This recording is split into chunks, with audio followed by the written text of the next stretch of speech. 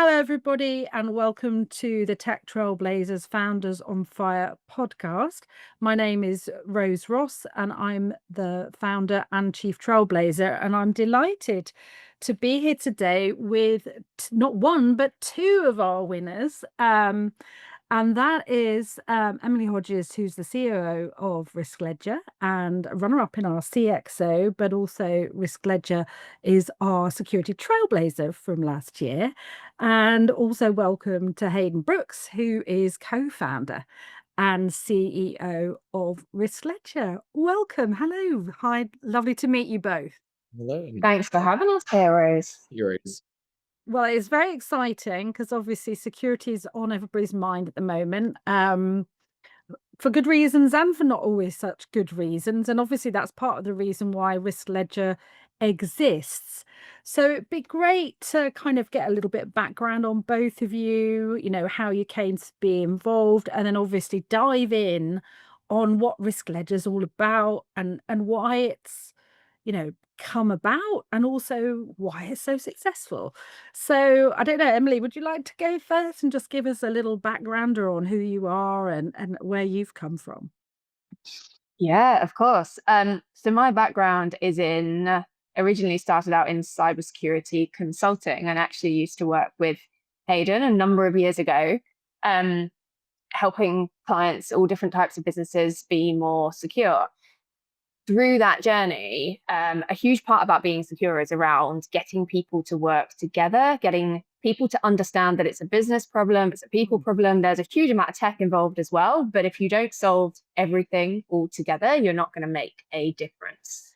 And I remember the moment when Haydn was talking me through Risk Ledger and the vision and what he was trying to do with it. And to be very honest, I thought third-party risk was a really boring part of cyber, and I didn't really want anything to do with it until he talked me through the vision. And I realized that actually it's not about third-party risk. It's about getting different organizations who work together. They supply each other services, they have connections, they share data.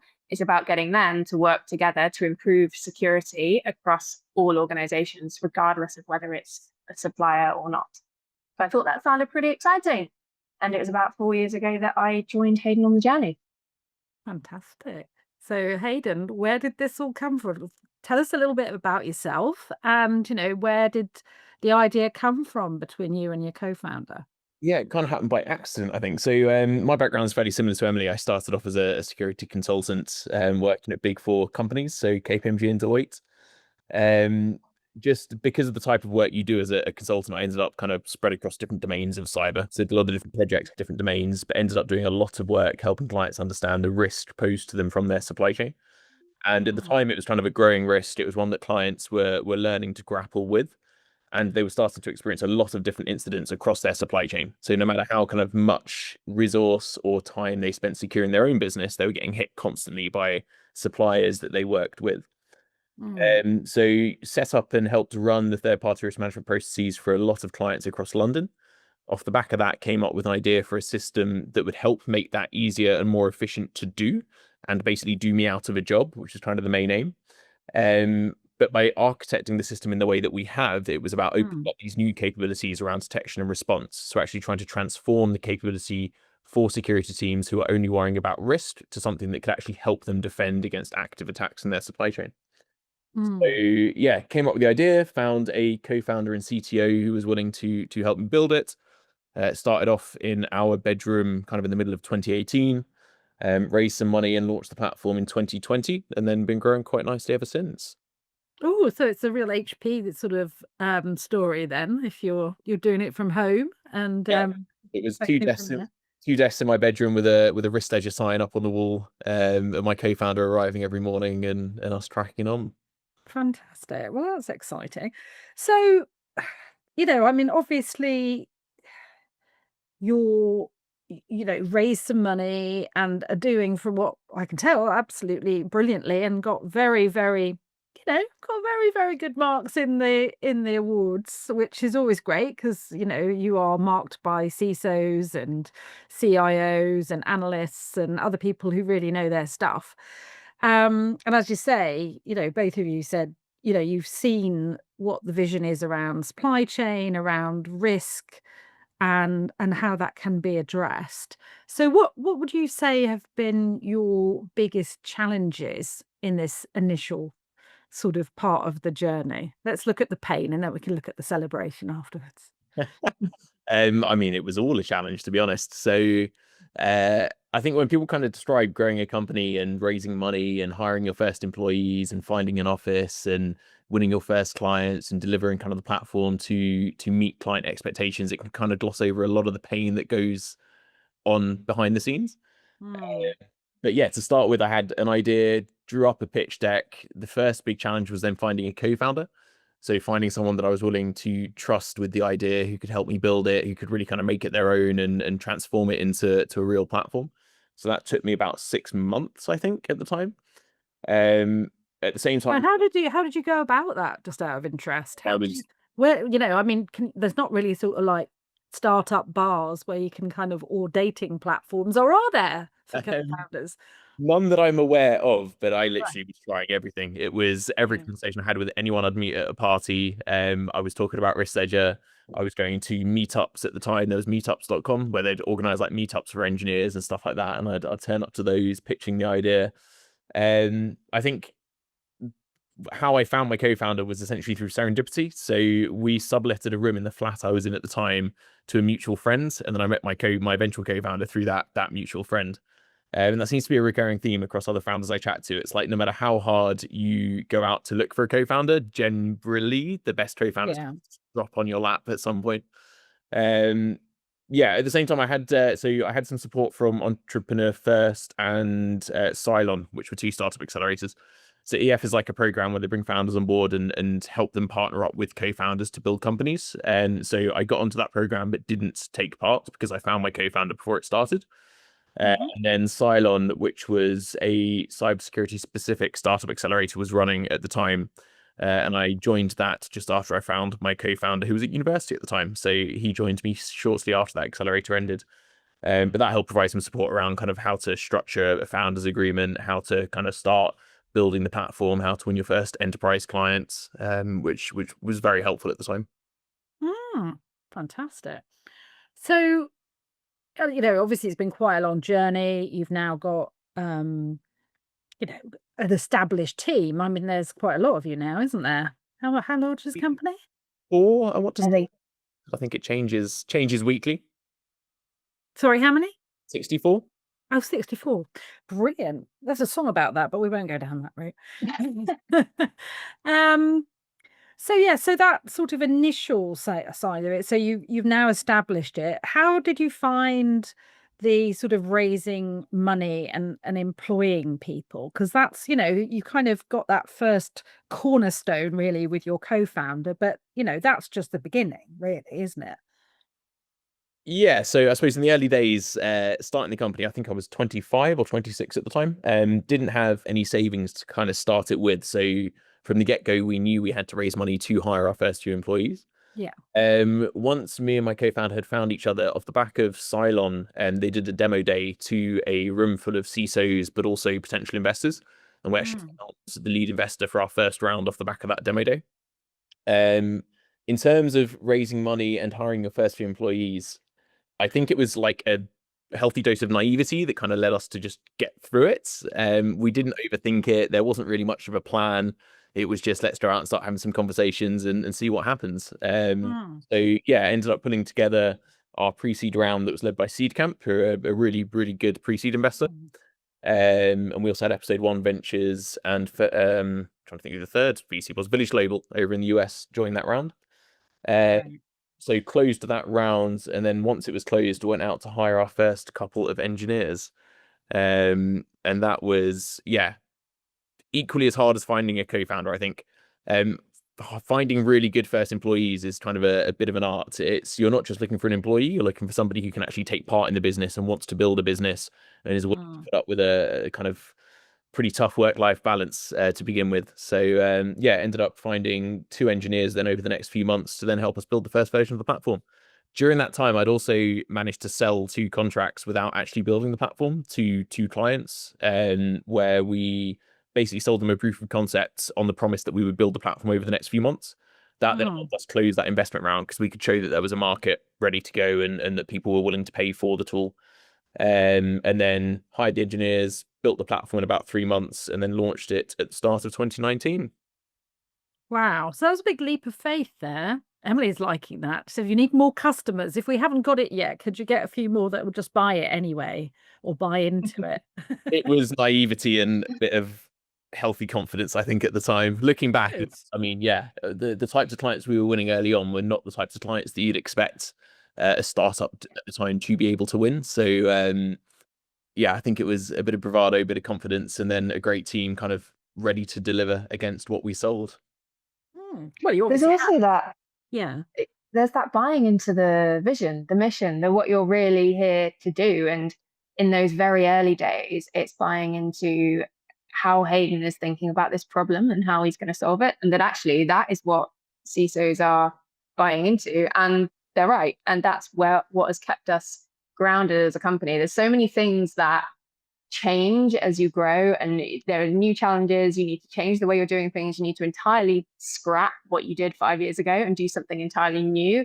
But the thing that has kept us going and grounded and keeps our community of customers really engaged with us is the fact that that mission hasn't changed and isn't changing. We are here to secure the supply chain, and there's a really specific way in which we're doing that, and people believe in that.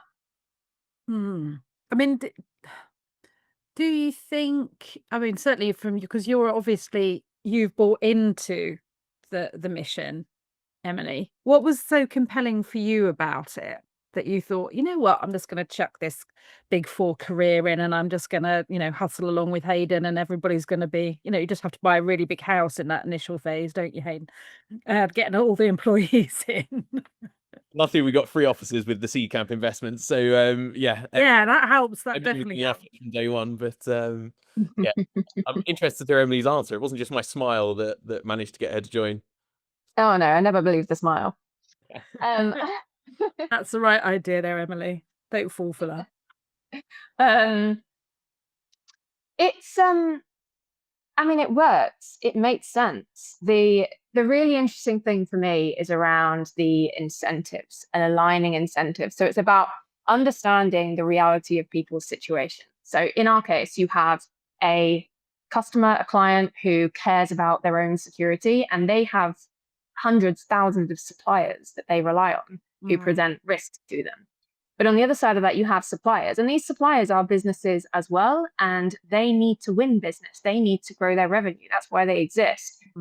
And so often the way that security teams approach this problem is from that client perspective that says, well, if you want to work with me, you have to meet all of these requirements, which makes perfect sense from their perspective.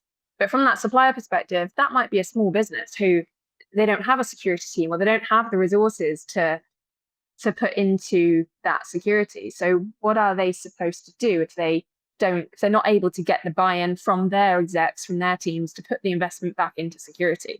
So by understanding that motivation of those different teams and aligning a mechanism, a tool, a way in which everybody can get what they need, understanding each of those different incentives, then you can really progress things forward. So for the suppliers, it's about making it as easy as possible for them and about positioning them so that they can prove to their execs that by having good security, we have won new customers. That helps them grow their business. It helps them put more investment back into security. And on the other side, the clients, the customers need to get what they need. They need to be able to demonstrate to their boards, to their shareholders, to the regulators that they are doing their due diligence on the suppliers. So you have to do that in a way that gets them what they need. And if you do that in a way where actually you can align the incentives and everybody make it obvious that everybody wins if everybody can collaborate on improving that security, then you have a win-win situation overall. And that's what I think is really smart about it. Right. And obviously the landscape in cybersecurity is, I mean, when the idea first came about, it wasn't really recognized. I mean, we weren't seeing loads of headlines about, attacks on supply chains. I mean, I think you've timed it rather well, I would say. And looking forward, obviously saw that this was going to become an even bigger problem.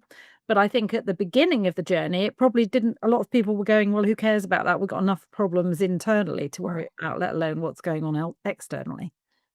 Somewhat. So I'd say when I started my career as a consultant in 2014, supply chain risk was already fairly well established in certain industries, predominantly financial services and banking.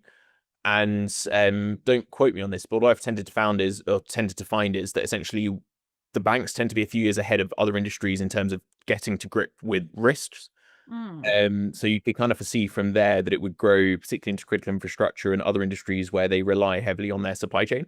It was starting to do that kind of when I came up with the idea and kind of founded the company, essentially. So I always knew that it was growing and going to become a big thing. And I think the first kind of big publicized supply chain breach would have been Target back in, I want to say, 2012. So there have been a couple of quite high profile breaches.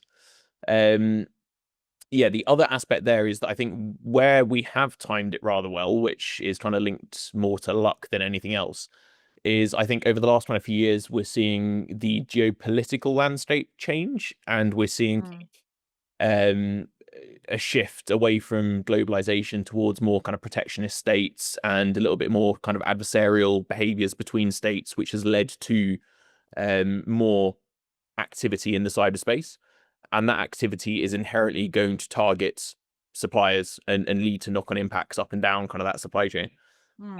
So yeah, I'd say it was a recognized problem when I started the company, and it was a growing problem when I started the company. But yes, today I would say it's by far one of the biggest unsolved problems within the security kind of ecosystem. And I mean, the regulatory landscape kind of reflects that as well. I mean, we've seen what's been happening with NIS2, and, obviously we're hoping that the cybersecurity and resilience bill in the UK and obviously other legislation around the world is looking at this.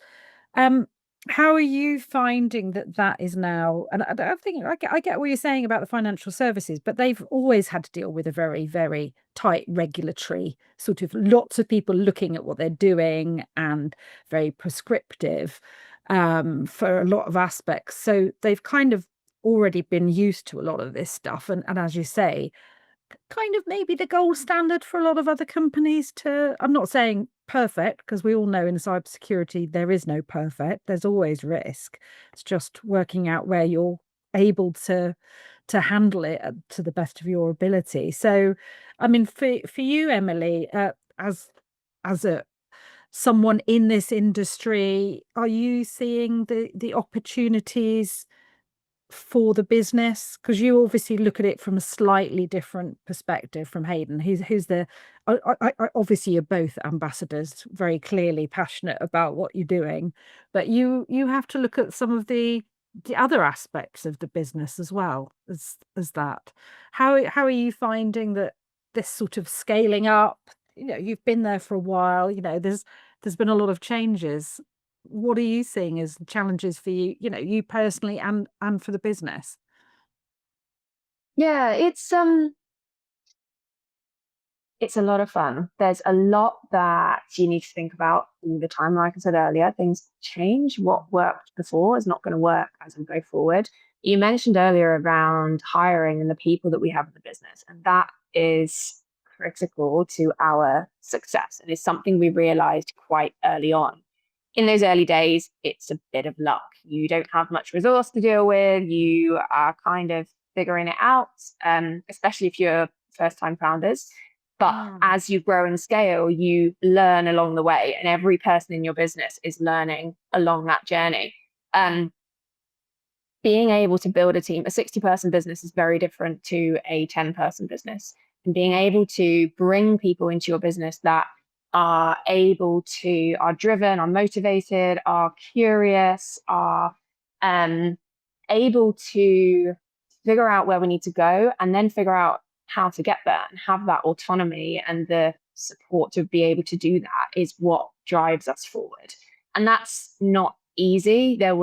We definitely learned a hell of a lot along the way around how to hire and how to enable our people to operate in that way. But getting that right is what enables the business to scale. And of course, as you scale that, you need to continually rethink the structures you have in place. support networks you have, the tools that people have to be able to use, how they're going out to market, how they're thinking about our product, and figuring out what our customer pain points are and what they're going to need, and how we drive all of that towards the mission. But honestly, it's the people that are going to get us there. Fantastic. And how about for you, Haydn? What's your sort of challenges over the next sort of 12 to 24 months? Yeah, good question. So I'd say it kind of splits into two. So one would be on the go-to-market side. It's making sure that we are kind of hitting the market as hard as we can and getting our message across. And even if people aren't buying the platform, but like almost portraying kind of why we're building the platform the way we are, and really trying to change kind of the behavior of security teams running third-party risk and supply chain security for the better. And then linked to that would almost be kind of the product development side. So making sure that we are putting our best foot forward when we're building new products and making sure that we're shipping products quickly and that it's of high quality as well. And then the second part to that would be linked with what Emily said. It's basically just making sure that the company internally is ready for the next 6 to 12 months and trying to always kind of stay ahead of whatever challenges we're experiencing now, making sure that we're setting up for the challenges of the future so that we can overcome them kind of when we come across them. So yeah, I mean, specific things on the radar would be product development, international expansion, a lot of hiring, a lot of internal kind of capability development, a lot of training of the different teams, making sure everybody's still aligned behind the same vision and the same mission. And then doing everything I can to support them, basically. Well, international expansion is an interesting area. Where are you starting to make inroads? Yeah, so looking at kind of Northern Europe and Scandinavia. So because we're a supply chain business, I would say we managed to win clients kind of internationally fairly early on. And we have kind of clients all over the world, but predominantly we've been very UK focused, and we've been more opportunistic whenever clients have popped up kind of around the world. Now kind of shifting focus onto Northern Europe and the DACH region, Scandinavia, and then also the US, which is by far kind of the biggest market as well. So are you going to be hitting Black Hat like? I will be there. Yes. Yeah, I've been to the US 3 times this year already. I'll be at Black Hats in a couple of weeks, and then I think I'm in the state of Maryland in September as well. I mean, are you starting to get feet on the ground in those regions? Is that looking to do that? Yes. Okay. So part of, I think, what we've tried to do building the company is we've always tried to be quite intentional with what we're doing. So instead of kind of raising massive investment rounds and then just spending the money on a load of things and having to close a load of those initiatives down, it's always been very much let's kind of approach things very intentionally. Let's actually see what works, what doesn't, and then invest in the stuff that works. And that's the same set of principles we're following in the US. It's let's kind of have some conversations with US prospects. Let's figure out actually the parts of the market that's resonating with us the most, and let's double down kind of there. So I would say we're in that learning phase before then looking to hire and grow. Fantastic. So, I mean, obviously, we're delighted that you won the Tech Trailblazers, and obviously, people are really important. Do you see those types of things as being helpful motivators for, the mission, where you're getting a sort of external independent recognition for what you're doing? Yeah, for sure. I'd say it's kind of good validation for what we're doing, and it obviously helps build the brand, build the exposure, and it definitely does give employees kind of recognition for all the work and great work they've done. I would say like motivation for me is a bit of a funny one. Like motivation comes and goes, but it's very much like the discipline behind showing up and really moving towards that mission we've really tried to kind of hire for and instill in the employees. But yeah, I mean, we had a good night out after we found out we won the award, and it was very well received at the all hands. Oh, good. Well, that's all good stuff. So what's next? Can you talk a little bit about future plans, or will you have to sort of, this tape will self-destruct in 30 seconds, do it? That's all right, you can tell me. I won't tell anyone, honest. No, happy to talk about it. So I'd say predominantly a lot of my thoughts are around how we take our platform right now to the next level. So part of kind of us building the platform was to solve a problem for our clients now, which was third-party risk and supply chain risk, and do that in quite a different way to how it's been done before. But there's almost then a next step or a next stage to the platform where we start to open up these new capabilities for security teams that they've not necessarily had before around being able to detect attacks in their supply chain and respond to them. So we've got a lot of plans in that space, a lot of ideas. We're starting to prototype out some new products to test just that with some of our clients right now. And I mean, the opportunity there would be that we can go to clients and say, look, we can do what you're currently doing, third party risk, very, very well. And there's a great business case to join our platform for that reason alone. But actually, as far as I can tell, we're the only platform with a mission to solve this problem, and this is how we're going to do it. So it's starting to kind of evolve the company more in that direction and moving more towards this vision we have around increasing collaboration, getting security teams to work better together, and really trying to solve the problem of incidents happening in the supply chain. If Emily has any different thoughts on that one. Not anymore. I think, the way we're developing our product is what's going to lead our business in that direction. And because our product works a little bit like a kind of a marketplace dynamic where we have both clients and suppliers, it means that there are 10, 11,000 organizations on there using it, which means we have a huge opportunity to understand them, understand their feedback, understand how they're using our product, what they're struggling with, what the other opportunities are. Which means there's some very, very cool things we can do within our product. One of the things we're looking at this year is, of course, looking at how we use AI to make things much more streamlined for the way in which clients use it. It's not just using AI because we have to and for the sake of it, because it's the new shiny thing. But actually, there's a huge opportunity around how clients review their suppliers and taking away some of that manual legwork so they can focus on the higher value tasks, like what does the risk mean? What is the contextual element here? How can I work with the supplier to help improve that risk rather than spending so many hours in just summarizing and figuring out reporting on that risk? Yeah. Well, you stole my thunder a little bit because I was going to say we're just about to close off with the two letters that have been, completely dominating the world, certainly in cyber. It's amazing how many cyber companies have suddenly become AI companies. Are you also seeing that on the threat side? I mean, everybody's talking about, it's two sides to it, isn't it? Because obviously, the threat actors are going to use it, the bad actors are going to look at that as a tool, and obviously that speeds up their ability, it scales up their ability to, launch attacks. But there's also the flip side to it because the defenders can also use AI. So what are your thoughts?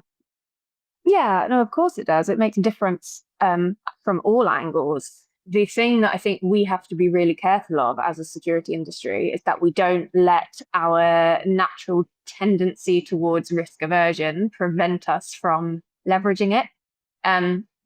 There's a lot of conversations we have around how you use AI securely, which are absolutely the right conversations to be having. What we also see sometimes, though, is organizations saying, well, it's too new, it's too scary, we don't know how to secure it, so we're just going to prevent it. And nobody internally is allowed to use AI. That's where you see the real problems. And that's where it gets scary because you're right. The attackers don't care if you've got policies saying don't use AI, they're going to use it. So we need to make sure as an industry, we're enabling people to innovate using the latest technology, whether that's AI or something else, not preventing it. Yeah, definitely. Well, I'm, delighted that you've both been able to join me. It's been an absolute pleasure. Looking very much forward to hearing how the future for Risk Ledger comes together, and I'm sure that we'll be keeping an eye on what you guys are up to. Thanks. So that was the Tech Trailblazers Founders on Fire podcast. Delighted to have been joined here by Emily Hodges, the COO of Risk Ledger and co-founder, and CEO Haydn Brooks from Risk Ledger. Great conversation on supply chain, AI, building, scaling businesses. Much appreciated. Thank you very much.